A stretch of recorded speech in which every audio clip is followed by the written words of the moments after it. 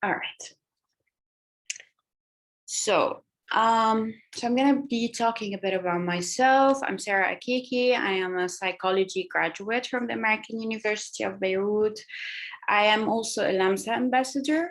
So briefly about Lamsa. Lamsa is an NGO that was founded by Dr. Zeina Mukarzil, and it fosters evidence-based medical education and awareness of addiction, mental health problems, well-being issues, while also destigmatizing those diseases. So my topic for today will be about borderline personality disorder, fearing rejection, craving affection, and dreaming of perfection.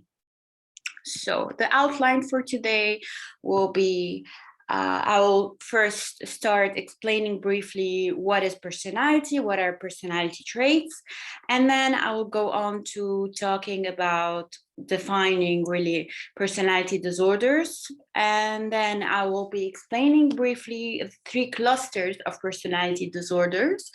I will then go on to briefly talk about the symptoms and then discuss something very important, which is the difference between borderline personality disorder and bipolar disorder, because it is often something very confused. People usually think one is equivalent to the other, but it isn't. And then I will talk about the causes, the treatments, and that will be it. So what is personality really? So personality is defined as a persistent pattern of perceiving, relating to, and thinking about the environment that are revealed in a wide range of social and personal contexts. So you might say that a person you just met is outgoing, or that you tend to be disorganized, or that a friend of yours is very emotional. So these are all defined as personality. So personality traits is an aspect of personality that is consistent across time and across situations, such as being outgoing, being caring, being compassionate, hostile, impulsive, etc. Now, personality disorders really present great challenges in defining where unhealthy functioning begins. So therefore, drawing a line between normal and abnormal, between functional and dysfunctional, is actually problematic for all the mental disorders. So really, personality disorders go along a continuum, you know? So personality disorders are defined as a pattern of thinking, of feeling, and of behaving that really interferes with an individual's ability to function in the world. So it is typically evident by early adulthood.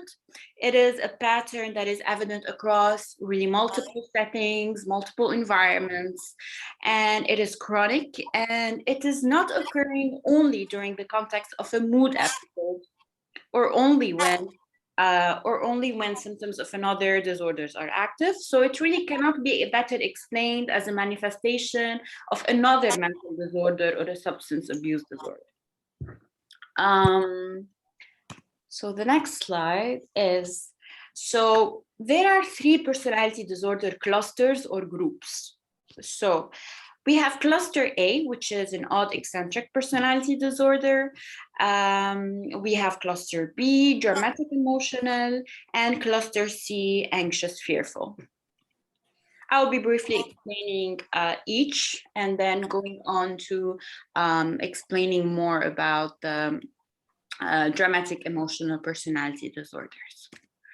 Okay, so cluster A. Cluster A is an odd eccentric personality disorder. It really includes 3 personality disorders.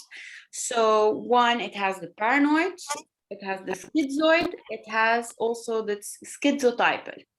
So in general, the behaviors of people that are diagnosed with these disorders often appear very odd, very eccentric, and really inappropriate. So they may be really paranoid, they may be chronically suspicious of others, or even speak in odd ways that are difficult to understand. Nevertheless, they maintain their grasp on reality. For example, there's a Lebanese figure that probably has odd eccentric personality disorder. Like she goes really well in cluster A, which is Mariam Noor. So yeah, that's my analysis. So cluster B personality disorder is about dramatic emotional personality disorders. So it really includes 4 disorders. We have 1 borderline, 2 histrionic, 3 narcissistic, and 4 antisocial. And I will be later on going more in depth into borderline personality disorder. So people with these disorders tend to be manipulative, even unpredictable, and very uncaring in social relationships. So they're really prone to being very impulsive, sometimes being violent, and really show little regard for their safety and for the safety of their loved ones. So then, cluster C. Cluster C is anxious fearful personality disorder. It also includes 3 disorders. We have avoidant personality disorder, we have dependent, and we have obsessive compulsive personality disorder. So people that have these disorders are often very anxious, very fearful, and they are extremely concerned about being criticized or even abandoned by others. And so they have a dysfunctional relationship with others. Now, borderline personality disorder. Borderline personality is actually part of the cluster B dramatic emotional personality disorders. So in general, it is a pattern of unstable self-image, of unstable emotions, and of relationships, along with very impulsive behaviors. So the symptoms of borderline personality disorders, they include, first of all, out of control emotions and very negative thoughts. So, and usually they go on to rumination. And then we have unstable self-image. So really the self-concept of people with BPD is very unstable. They have periods of extreme self-doubt, and they have periods of really very grandiosity and very they really think that they're very important. And it is obviously accompanied by a need for others to support their self-esteem.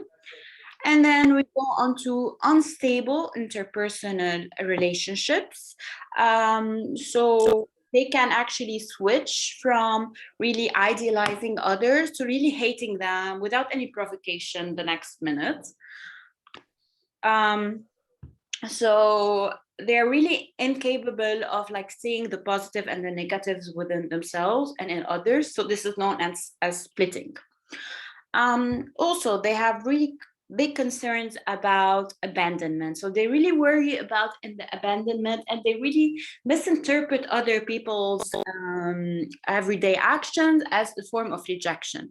So for example, if a therapist has to cancel an appointment for something, for an illness or something like that, they might interpret it as a rejection from the therapist. So, and they can become very depressed, very angry. Okay, so next they have a tendency to cling too tightly to other people. So they often, these people with BPD often describe an emptiness that leads them to really cling to other people in an attempt to really fill the void inside of them. Now, unstable mood, the mood of people is very unstable. They have really periods of very severe depression, anxiety, or anger, and often it is without really a cause. So next, they have very impulsive and even self-damaging behavior. For example, they may engage in self-mutilating, they might hurt themselves, they might even have very suicidal behavior. They could also engage in sexual promiscuity. They might even have very risky sexual relations, such as they don't wear condoms or something like that. They might also engage in substance abuse, overspending, and maybe driving recklessly. Next, it is frequently accompanied by another mental disorder. Often they have also depression, maybe PTSD, maybe generalized anxiety disorder, or even a panic disorder. Okay, it is also very associated with chronic suicidality. You can imagine 75% really attempt suicide, which is quite a big number. Okay, and people with this disorder are also prone to dissociative states, where they really feel unreal and they feel like they are losing track of time, and they may even at some point forget who they are. All right. Okay. So what is the difference between borderline personality disorder and between bipolar personality disorder? So as I said, people often tend to confuse them both. Although personality disorder and bipolar are both mental illnesses that are related to dramatic mood swings, and many of their symptoms really overlap, but these two conditions have very different causes, very different symptoms, and very different treatments. But it is, however, possible for someone to have bipolar disorder and borderline personality disorder. Although rare, it is possible. So the difference, mainly these are differences. So one major difference is that bipolar disorder is really a mood disorder. So it is related to abnormal moods with manic and even depressive episodes, while borderline is actually a personality disorder. It is characterized by very unstable self-image and unstable moods. Also, unlike bipolar disorder, borderline personality disorder is associated with unstable personal relationships, whereas in bipolar, unstable personal relationship is really not a core feature of it. Compared to bipolar disorder, now the mood changes in borderline are shorter, and they tend to happen every day.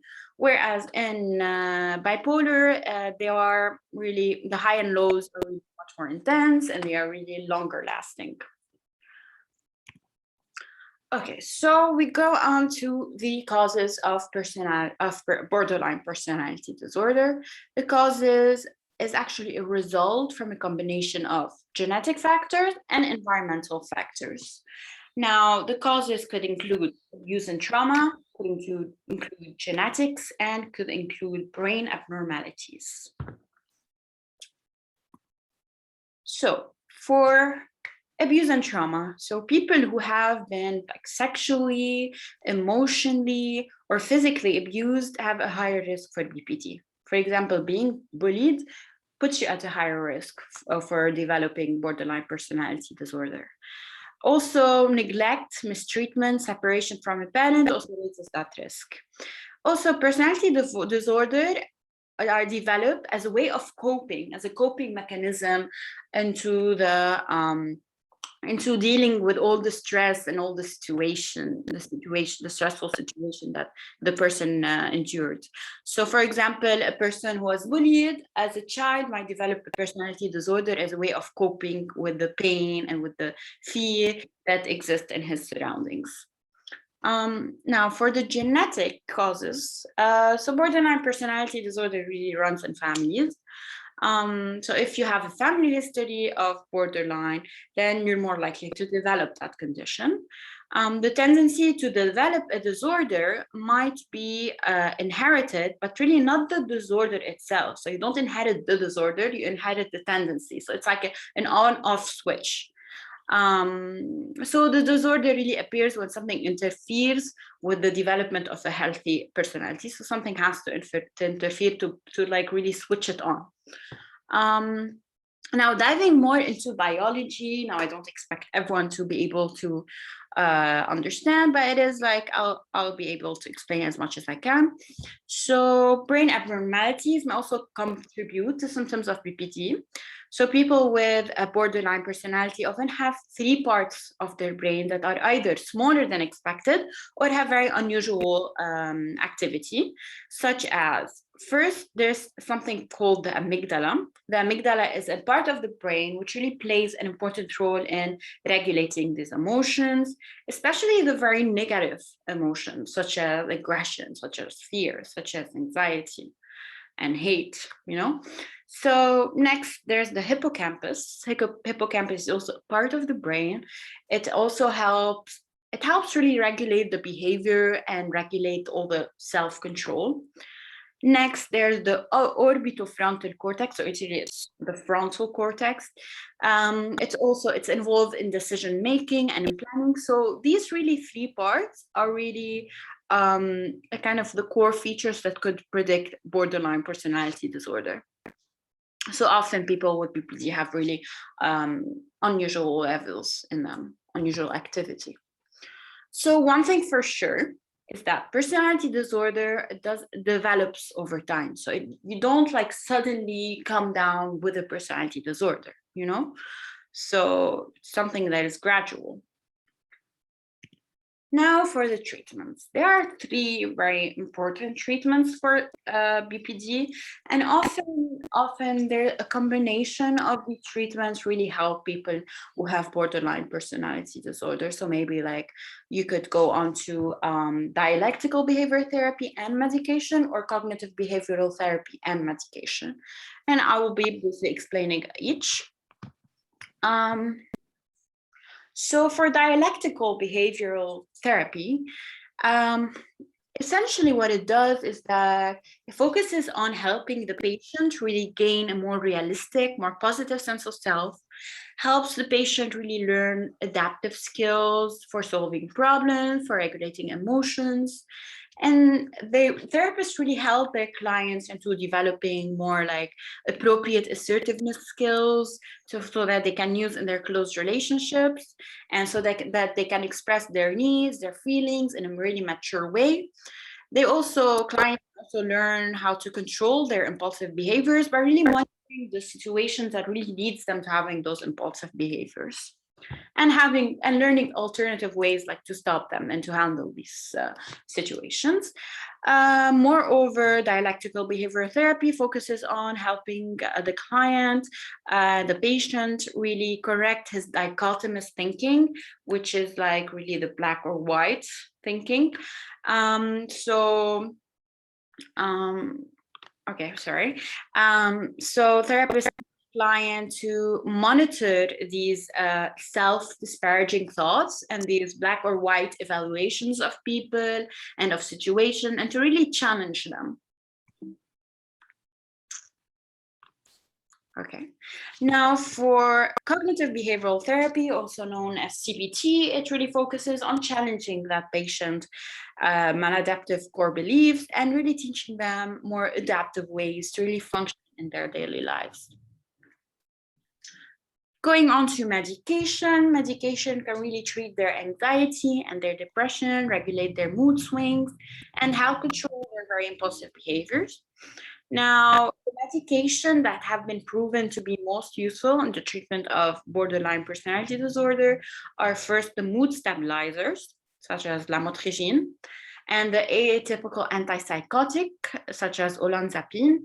And moreover, antidepressants also seem to be helpful when treating borderline personality disorder. So we have a forum at Lamsa where you can really talk about anything you feel like talking. You could like talk about an experience. You could talk about, anything you want to talk about. We're here to listen and help. So thank you, everyone. That's it. Anyone has questions, concerns? I'll be trying to unmute you guys. Let's see if I can do that. Okay, I'm not sure. Okay, sorry. Sorry, disregard my screen. Okay. Anyone knows how to really make it bigger? I can't seem to be able to do that. Okay, sorry, my bad.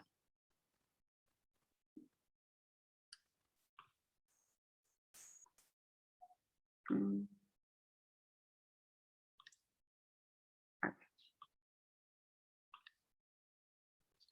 All right, so I'll be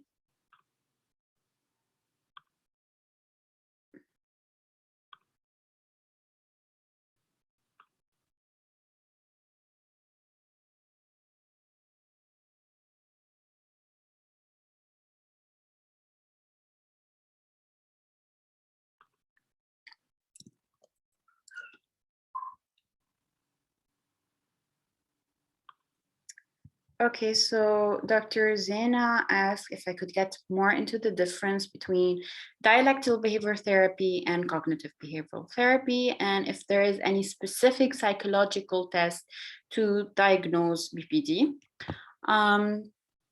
So definitely there is a big difference between dialectical behavioral therapy and cognitive behavioral therapy. Dialectical behavioral therapy really focuses on the behavior of these people and really focuses on like changing the behaviors of these people and really helping them to learn very appropriate assertiveness skills. And it also helps like control their impulsive behavior. So it really focuses on their behaviors. And then for the cognitive behavioral therapy, it really focuses on your thought patterns, on cognitively how you think, and really challenges those cognitive thoughts. And also it also focuses on a more like kind of a behavioral aspect. And definitely there is a psychological test to diagnose BPD. A psychologist might give them kind of like a questionnaire, which can really determine whether this person has BPD. And most often the questions would be related to the symptoms. So like unstable mood, you have unstable mood, you have like dichotomous thinking, do you often engage in impulsive behavior? Do you often go on to really shopping recklessly? Maybe having some sexual promiscuity, etc. So yeah. Now, Noor Mansour, when will the medication be added? So first of all, it is recommended for patients to start with either a dialectical behavior therapy or with a cognitive behavioral therapy. So it is often, they often start with that. And if the psychologist feels that medication need to be included in their like healing, they might go refer them to a psychiatrist that would eventually really analyze the situation and decide whether medication are really needed. And so that's when medication are added. Yeah. Anyone else has any questions regarding what I just explained? You can like put them in the chat. I can see them.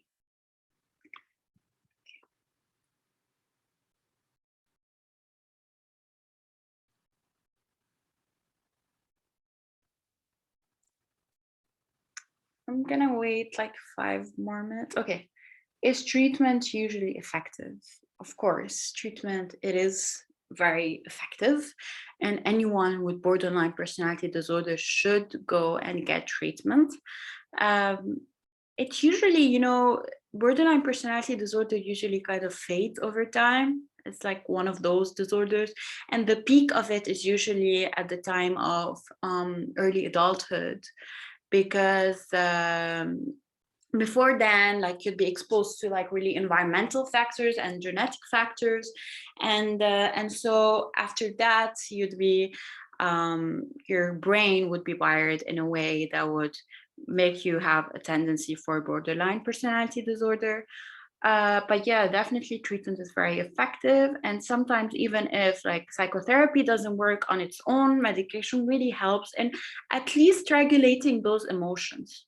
But definitely the work really also has to be on the patient himself and his need and his want to actually change and to actually kind of better themselves.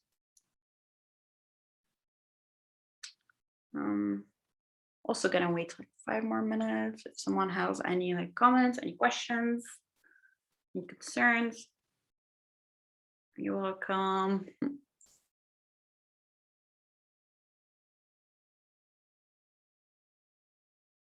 Now, I don't know if you guys like watching movies and if you like analyzing personality disorders in movies, but like there's some really good examples of that. So like, I don't know if you guys know, there's a movie called Girl Interrupted, and it has a really good depiction of borderline personality disorder, one of the characters, Winona Ryder. She has a really good depiction of borderline. So if you're interested in like getting more in depth with it, you can go check it out because yeah, it's a very good depiction. There's another movie, Internal Sunshine of the Spotless Mind was with Bassam. It is a really good depiction of borderline. Yeah, sure, I'll write the titles in the chat. So we have Girl Interrupted. We have so as Bassam said in the chat, we have Internal Sunshine of the Spotless Mind. We have also Silver Linings Playbook. That's a really good depiction of BPT. The female character, I forgot her name. Jennifer Lawrence, yes. She has a really good depiction of PPT. Very good. Sorry. I'll send to everyone. Sorry, by mistake, I didn't send to everyone. Okay, I'll send to everyone the titles so you can check them out. I mean, for Silver Linings Playbook, the male character has bipolar disorder, yes, but the female character, Jennifer Lawrence, she has more of a borderline personality disorder. I mean, she has very impulsive behavior. She goes on to like having very promiscuous behaviors, so like as having sexual relationship with many different people, and she calls herself like a slut. She also like really have very unstable moods. She tend to like really cling to the male character. And yes, in Sopranos, Bassam, Janice also has a really good depiction of borderline. So I'm gonna make sure that all the titles are sent to you guys. And Silver Linings Playbook.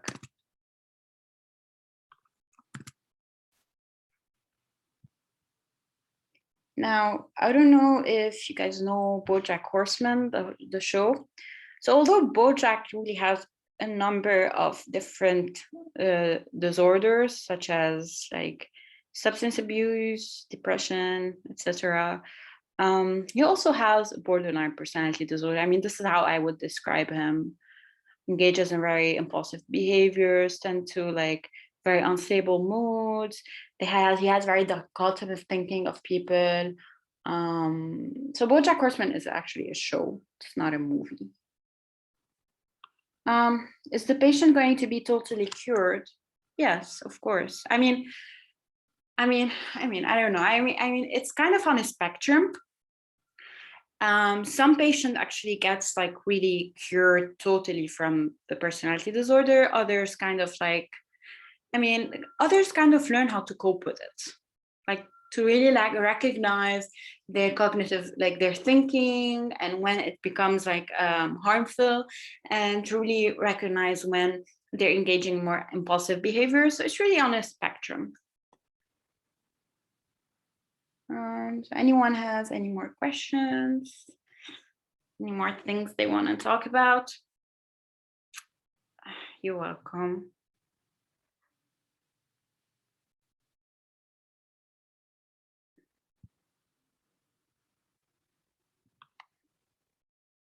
I'm gonna wait like 2 more minutes and then. Thanks, guys. You're welcome.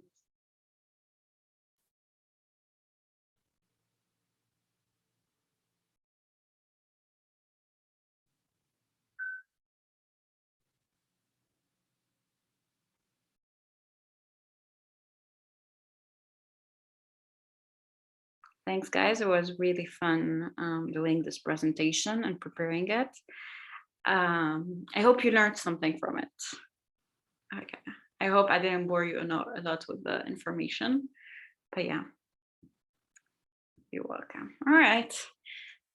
So if you do have any questions anymore, and then you think about anything, you can also like talk to me, send me an email, and I'm happy to help, and I'm happy to answer your questions. All right, guys, have a good evening. Morning for me, but yeah, evening for you guys. Have a good evening. Bye.